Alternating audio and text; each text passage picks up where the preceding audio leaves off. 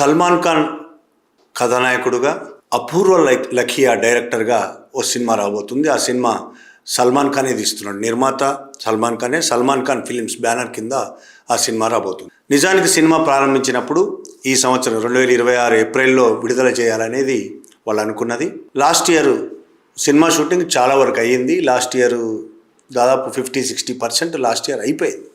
ఆ తర్వాత ఆ సినిమా లేట్ అవుతూ వచ్చింది. దానికి కారణాలు ఏంటి? ఇది సినిమాకు సంబంధించిన అంశమే కాదు, రాజకీయాలకు సంబంధించిన అంశం కూడా మనం చూడాల్సి ఉన్నది. ఆ సినిమా పేరు బ్యాటిల్ ఆఫ్ గల్వాన్. గల్వాన్ అనేది మనకు గుర్తుండే ఉంటుంది. చైనా భారత్ బార్డర్ పాయింట్ అది గల్వాన్.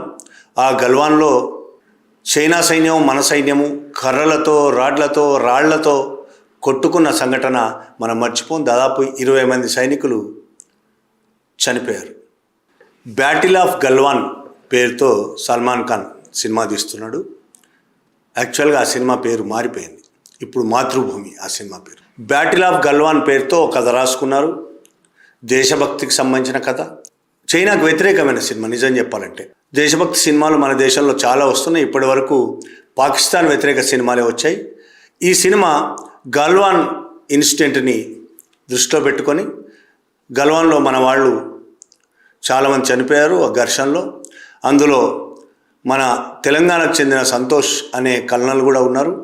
అతని పాత్రను పోషిస్తూ సల్మాన్ ఖాన్, సంతోష్ బాబు సల్మాన్ ఖాన్ ఆ పాత్ర పేరు అందులో పోషిస్తూ ఆ సినిమా తీసి కథ రాసుకున్నారు. ఆ సినిమా షూటింగ్ దాదాపు 40-50% అయిపోయింది అప్పటికి.